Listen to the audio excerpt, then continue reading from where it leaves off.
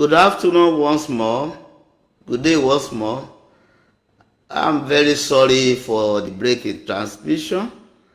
It was due to, of course, network issue from this end. And so, in this regards, we need to start all over again because we are interested in you getting to understand what we are talking about. So, how good is your accounting structure for your small business? How good is your accounting structure for your small business?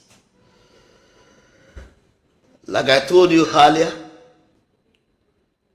if you are joining us for the first time, or if you are joining us, please share this video, like it, and ask your questions.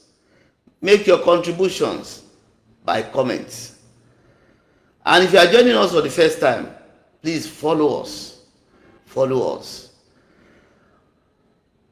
If you are watching this video on YouTube, please subscribe to our channel and click the bell so that you can be notified anytime we are here. So back to our topic for the day. We want to discuss on building a good accounting structure for your small business. Building a good accounting structure for your small business. Starting and running a small business comes with many challenges, and one of which is ensuring a good financial management. Effective accounting is the backbone of any successful business. This enables entrepreneurs to make informed decisions, manage cash flow, and ensure compliance with regulatory requirements. Today, we'll be looking at this topic from a comprehensive guide to building a good accounting structure for your small business. And the first thing we want to consider, which is number one, is that you need to understand the basics of accounting. Understand the basics of accounting. Before diving into the structure proper, it is essential to understand the fundamentals of accounting. And the core components include bookkeeping, and this involves recording daily transactions in a systematic manner. Bookkeeping, that is recording your transactions on a daily basis in a systematic manner. This follow-up of what uses recording when it's not giving you a report. And so we come to financial statements. And these are income statement, which was formerly profits and loss account, statement of financial position, which was formerly balance sheet, and of course, your cash flow statement. All these statements provide insights into your business performance and financial health. So the third one, if you know the performance of your business and you know your financial position, of course, there is a great party, a party that is interested in your business, and that is the tax authority. So this brings us to taxation. You need to understand your tax obligations, and ensure timely filings of returns. This is critical to avoid penalties. Number 2 points that I want to look at is choosing the right accounting method. Choosing the right accounting method. There are 2 principal accounting methods. Small businesses typically choose between the 2 accounting methods. Number 1 is cash basis accounting.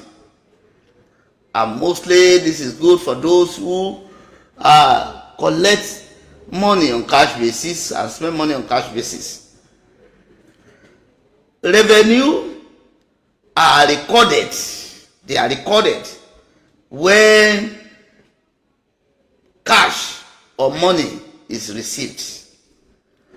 And expenses are recorded when they are actually paid. This method is simpler and more straightforward. Ideal for very, very, very small businesses. There's a limitation. Once you start enjoying credit in your business, this method might not be suitable for you because it will lead to commotion. The second method is accrual basis accounting. Revenue are recorded when they are earned. Revenue are recorded when they are earned. That is, the moment you give somebody an invoice and the person signs your invoice, already your revenue is recorded. And expenses are recorded when they occurred. In other words, the moment you signed an invoice or whatever for anybody, your expenses has been incurred. This method provides a more accurate picture of financial health and is often preferred by larger small businesses and is required by accounting standards and in fact recognized by law. So number 3 points we need to look at is you need to invest in reliable accounting software. Accounting software. Accounting software is a tool you use to record your transactions.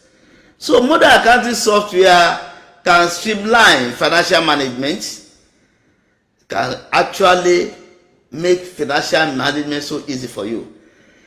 So such accounting software always have the following features. The following features. Number 1, they are automation. That you can easily automate your transactions, your work, your tasks. So it's automation. This automates invoicing, bill payments, and in fact expense tracking and even revenue, and it saves time and reduces errors. Number 2 is reporting. Such accounting software must be one that has robust reporting tools that can help you generate financial statements and analyze your financial data. And of course, that type of accounting software must be such that is scalable. In other words, we are looking at scalability. This ensure that the software can grow with your business. It can grow with your business, not the one that as soon as your business grows, it becomes useless. So popular options include client accounting services, which offer a range of functionalities suited for small businesses. Number 4 points in our discussion today, under building a good structure, under building a good accounting structure for your small business is maintain regular financial reviews. Regularly review financial statement is crucial, and this practice helps in monitoring cash flow. You ensure you have enough liquidity to cover day-to-day operations. Identifying trends, spotting trends in income and expenses helps in strategic planning, in planning for your business. And of course, lastly, it helps you in making informed decisions. Up-to-date financial data supports informed decision making, from expansion plans even to cost-cutting measures. Monthly or quarterly reviews are advisable to keep a close eye on your business financial health. The last point for today is about number 5 point, is implement strong internal controls. And this is very, very important for every business. Internal controls are procedures that safeguard your business assets and ensure accuracy in financial reporting. Let's look at some key practices that you can put in place in your business. Key practices.